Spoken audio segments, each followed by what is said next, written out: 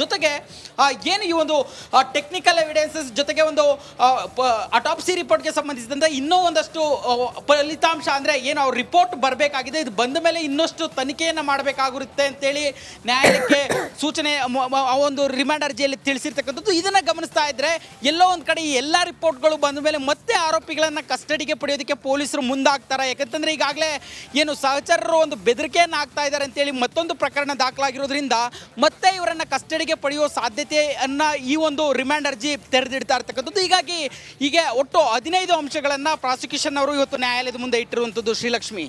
Okay, thank you Nagaraj ಡೀಟೇಲ್ಸ್ಗಾಗಿ.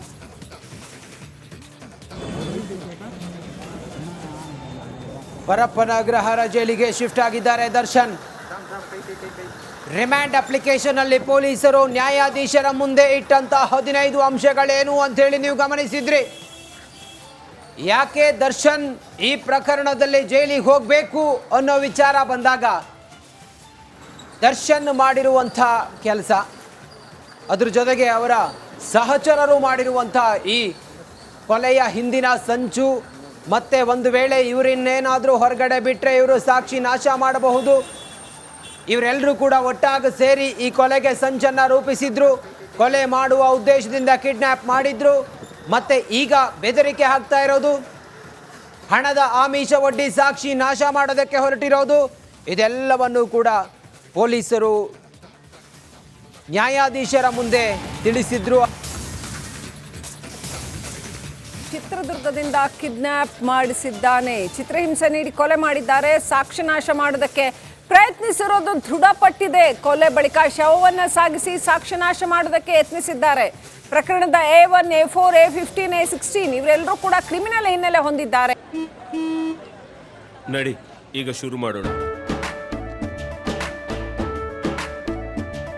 ಕೇಸರಿಯಿಂದ ಮನೋಲ್ಲಾಸ ಮನಸ್ಸು ಮತ್ತೇರಿ ಕುಣಿದಾಡಿದೆ ನೋಡು, ಮನಸ್ಸು ಮತ್ತೇರಿ ಕುಣಿದಾಡಿದೆ ನೋಡು.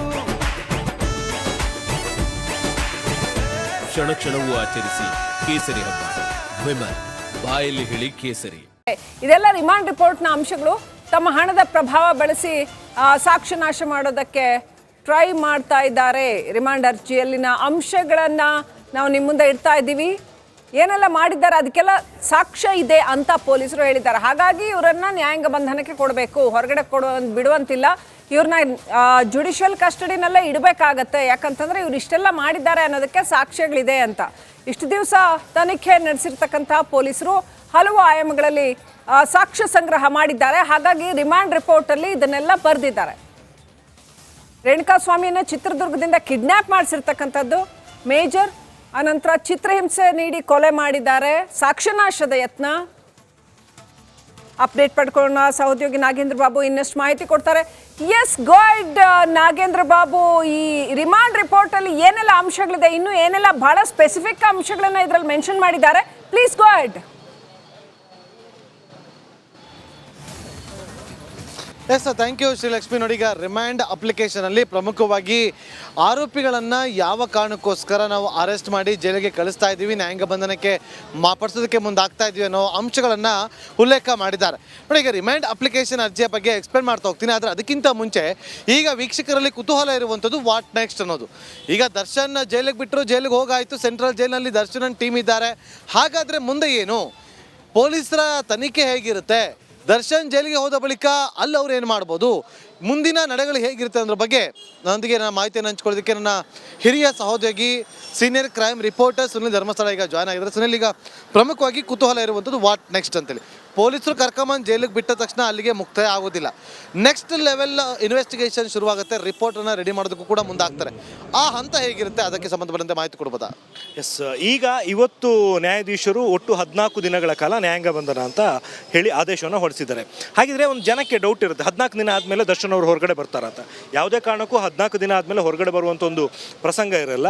ಈ 14 ದಿನ ಕಳೆದ ಮೇಲೆ ಮತ್ತೆ ಅದು 14 ದಿನ ಎಕ್ಸ್ಟೆಂಡ್ ಆಗುತ್ತೆ. ಸೊ ಈ ರೀತಿ ಮುಂದುವರಿತಾನೆ ಹೋಗ್ತದೆ. ಎಲ್ಲಿವರೆಗೆ ಅಂತ ಹೇಳಿದರೆ, ಮೊದಲನೇದಾಗಿ ಕೋರ್ಟಿಗೆ ಚಾರ್ಜ್ ಶೀಟ್ ಸಲ್ಲಿಕೆ ಆಗುವಂಥದ್ದು. ಅದಕ್ಕೆ 3 ತಿಂಗಳ ಕಾಲಾವಕಾಶ ಇರುತ್ತೆ. ಆ 3 ತಿಂಗಳ ಒಳಗಾಗಿ ತನಿಖಾಧಿಕಾರಿಗಳು ಚಾರ್ಜ್ ಶೀಟ್ನ ಸಲ್ಲಿಕೆ ಮಾಡಬೇಕು. ಒಂದು ಆ್ಯಂಡ್ ಕೆಲವೊಂದು ಕೇಸುಗಳಲ್ಲಿ ಏನಾಗುತ್ತೆ ಅಂದರೆ ಚಾರ್ಜ್ ಶೀಟ್ ಸಲ್ಲಿಕೆ ಆದ ನಂತರ ಕೂಡ ಆರೋಪಿಗಳು ಹೊರಗಡೆ ಬಂದರೆ ಸಾಕ್ಷಿಗಳ ಮೇಲೆ ಅಥವಾ ಈ ಪ್ರಕರಣದ ಮೇಲೆ ಬೇರೆ ರೀತಿಯಲ್ಲಿ ಪ್ರಭಾವ ಬೀರುವಂಥ ಸಾಧ್ಯತೆ ಇದೆ ಅನ್ನುವಂಥದ್ದು ಕಂಡು ಬಂದರೆ ಆ ಸಂದರ್ಭದಲ್ಲೂ ಕೂಡ ಅವರಿಗೆ ಜಾಮೀನನ್ನು ಕೊಡಲ್ಲ. ಇದಕ್ಕೆ 2 ಎಕ್ಸಾಂಪಲ್ನ ಹೇಳ್ತೀನಿ. ಒಂದು ಗೌರಿ ಲಂಕೇಶ್ ಕೇಸು 2017ರಲ್ಲಾಗಿದ್ದು ಆರೋಪಿಗಳು ಇನ್ನೂ ಕೂಡ ಬೇಲ್ ಸಿಕ್ಕಿಲ್ಲ. ಇನ್ನೊಂದು 2021ರಲ್ಲಿ ರೇಖಾ ಕದಿರೇಶ್ ಕಾರ್ಪೊರೇಟರ್ ಆಗಿದ್ದಂಥವ್ರು ಅವರ ಮರ್ಡರ್ ಆಗಿರುತ್ತೆ. 3 ವರ್ಷ ಆಯಿತು, ಇನ್ನೂ ಕೂಡ ಆ ಆರೋಪಿಗಳಿಗೆ ಬೇಲ್ ಸಿಕ್ಕಿಲ್ಲ. ಈ 14 ದಿನ ಆದಮೇಲೂ ಕೂಡ ಇದು ಎಕ್ಸ್ಟೆಂಡ್ ಆಗ್ತಾನೆ ಹೋಗುತ್ತೆ. ಸೊ ಈ ಅವಧಿಯಲ್ಲಿ ತನಿಖಾಧಿಕಾರಿಗಳಿಗೂ ಕೂಡ ಯಾವುದೇ ರೀತಿಯ ಪ್ರೆಷರ್ ಇರಲ್ಲ ಒಂದು ಕಡೆ ಅಂತಾರೆ. ಮತ್ತೊಂದು ಕಡೆ ಸಾಕ್ಷಿಗಳ ಮೇಲೆ ಪ್ರಭಾವ ಬೀರುವಂಥ ವ್ಯಕ್ತಿಗಳಾಗಲಿ ಅಥವಾ ಸಾಕ್ಷಿಗಳನ್ನು ನಾಳೆ ದಿನ ನಾಶಪಡಿಸುವಂಥದ್ದು. ಇಲ್ಲಿ ಒಂದು ಡೌಟ್ ಇರುತ್ತೆ, ಚಾರ್ಜ್ ಶೀಟ್ ಸಲ್ಲಿಕೆ ಆಗಿರುತ್ತಲ್ಲ, ಸಾಕ್ಷಿಗಳ ಹೇಳಿಕೆಗಳನ್ನು ಕೊಟ್ಟಾಗಿರುತ್ತಲ್ಲ ಅಂತ. ಇವತ್ತು ಪೊಲೀಸರ ಮುಂದೆ ಸಾಕ್ಷಿ ನುಡಿದಂಥವ್ರು ನಾಳೆ ದಿನ ಕೋರ್ಟಿಗೆ ಬರುವಷ್ಟರಲ್ಲಿ ಇದೇ ಆರೋಪಿಗಳ ಪ್ರಭಾವದಿಂದಾಗಿ ಅವರು ಉಲ್ಟಾ ಹೊಡೆಯುವಂಥ ಚಾನ್ಸಸ್ ಇದೆ. ಇದೇ ಒಂದು ಕಾರಣಕ್ಕೋಸ್ಕರ ಎಷ್ಟೋ ಕೇಸುಗಳಲ್ಲಿ ಜಾಮೀನನ್ನು ಕೊಡಲ್ಲ ಮತ್ತು ಪೋಸ್ಟ್ಪೋನ್ ಆಗ್ತಾನೆ ಹೋಗುತ್ತೆ. ನಾನು ಆಗಲೇ ಹೇಳಿದಂತೆ 2 ಕೇಸುಗಳು ಇದಕ್ಕೆ ತುಂಬ ಬೆಸ್ಟ್ ಎಕ್ಸಾಂಪಲ್ಸ್ ಅಂತ ನಮ್ಮ ಮುಂದೆ ಇರುವಂಥದ್ದು. 2011ರಲ್ಲೂ ಕೂಡ ಇದೇ ದರ್ಶನ್ ಹೊರಗೆ ಹೋಗಿದ್ದಂತ ಸಂದರ್ಭದಲ್ಲೂ ಕೂಡ ಗೊತ್ತಾಗಿದ್ಯಾ? ಸುನಿಲ್ ಧರ್ಮಸ್ಥಳ ಹೇಳ್ತಾ ಇದ್ರು, ಗೌರಿ ಲಂಕೇಶ್ ಕೇಸನ್ನು ಉಲ್ಲೇಖ ಮಾಡಿ ಹೇಳ್ತಾ ಇದ್ರು, ಜುಡಿಷಿಯಲ್ ಕಸ್ಟಡಿ ಕಂಟಿನ್ಯೂ ಆಯಿತು, ಅಲ್ಲಿ ಕೂಡ ಇನ್ನೂ ಕೂಡ ಬೇಲ್ ಸಿಕ್ಕಿಲ್ಲ ಅನ್ನುವಂಥದ್ದನ್ನು ಹೇಳ್ತಾ ಇದ್ರು. ರೇಖಾ ಕದಿರೇಶ್ ಕೇಸಲ್ಲೂ ಕೂಡ ಇನ್ನೂ ಬೇಲ್ ಸಿಕ್ಕಿಲ್ಲ, 3 ವರ್ಷ ಆಯಿತು, ಇನ್ನೂ ಕೂಡ ಬೇಲ್ ಸಿಕ್ಕಿಲ್ಲ. ಬೇಲ್ ಸಿಗದೆ ಹೀಗೆ ಕಂಟಿನ್ಯೂ ಆಗುವಂಥ ಸಾಧ್ಯತೆಗಳೇ ಇದೆ. ಯಾಕಂತಂದರೆ ಹೈ ಪ್ರೊಫೈಲ್ ಕೇಸ್ ಆದ್ರಿಂದ ಮತ್ತು ಸಾಕ್ಷ್ಯನಾಶ ಮಾಡುವ ಎಲ್ಲ ಸಾಧ್ಯತೆಗಳು ಇರೋದ್ರಿಂದ ಇದನ್ನೆಲ್ಲ ಪೊಲೀಸರು ರಿಮಾಂಡ್ ರಿಪೋರ್ಟಲ್ಲಿ ಮೆನ್ಷನ್ ಮಾಡಿದ್ದಾರೆ. ಆದ್ದರಿಂದ ಇವೆಲ್ಲ ತುಂಬ ತುಂಬ ಮುಖ್ಯ ಆಗತ್ತೆ. Yes, continue Nagendra Babu. Yes, ಈಗ ನಾವೀಗ ಗಮನಿಸಿದ್ವಲ್ಲ, ದರ್ಶನನ್ನ ಕರ್ತ್ಕೊಂಡು ಬಂದಂಥ ತನಿಖಾಧಿಕಾರಿಗಳ ತಂಡ ಏನಿತ್ತು ಎಲ್ಲರೂ ಕೂಡ ಹೊರಗಡೆ ಹೋಗಿದ್ದಾರೆ.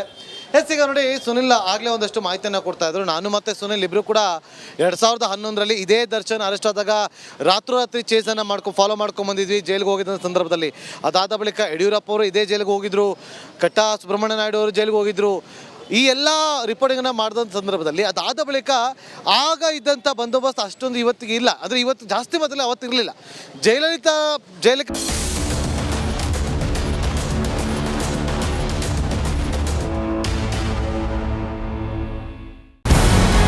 ನಮಸ್ಕಾರ, ಕರ್ನಾಟಕ ಪ್ರೈಮ್ ಟೈಮ್ಗೆ ಸ್ವಾಗತ. ನಾನು ಜಯಪ್ರಕಾಶ್ ಶೆಟ್ಟಿ. ಇಡೀ ಕರ್ನಾಡು ಇವತ್ತು ರೆಬೆಲ್ ಆಗಿ ನಿಂತಿದೆ. ಈ ಹಗರಣಗಳನ್ನು ಸದನದಲ್ಲಿ ಪ್ರಸ್ತಾಪ ಮಾಡಲು ಕೂಡ ಕಾಂಗ್ರೆಸ್ ಹಿಂದೇಟು ಹಾಕಿದ್ದೇಕೆ? ನಿಮ್ಗೆ ಸಂಬಳ ಅದಕ್ಕೆ, ನಿಮಗೆ ವಾಹನ ಅದಕ್ಕೆ, ನಿಮಗೆ ವೆಪನ್ ಅದಕ್ಕೆ, ನೀವು ಅದನ್ನು ಸೆರೆ ಹಿಡಿಬೇಕಾಗಿತ್ತು. ನೀವು ವಿದ್ಯುತ್ ಬರ ಇದೆ ಅಂತ ಹೇಳ್ತಾ ಇದ್ದೀರಿ, ಎಲ್ಲಿ ಬರ ಇದೆ ನೀವು ಹೇಳಬೇಕು. ಪಾಕಿಸ್ತಾನ್ ಆಕ್ಯುಪೈಡ್ ಕಾಶ್ಮೀರ್ ಅದು ಎಂದೆಂದಿಗೂ ನಮ್ಮದು. 40 ಮೆಷಿನ್ಗಳು ತಂದಿತ್ತು ನೋಟ್ ಎಣಿಸುವುದಕ್ಕೆ, ಅದೇ ಹಾಳಾಯಿತು. ಮಥುರಾದ ಗಲಾಟೆ ಇದೆಯಲ್ಲ, ಅದು ಸ್ಥಳೀಯವಾಗಿ ಕೂತು ಪರಿಹರಿಸಬಹುದಾದಂಥ ಕಾನೂನಿದೆ. ಗ್ಯಾರಂಟಿ ಯೋಜನೆಯಿಂದ ನಷ್ಟ ಆಗಿದೆ, ಲಾಭ ಆಗಿದೆ, ದಯವಿಟ್ಟು ಹೇಳಿ.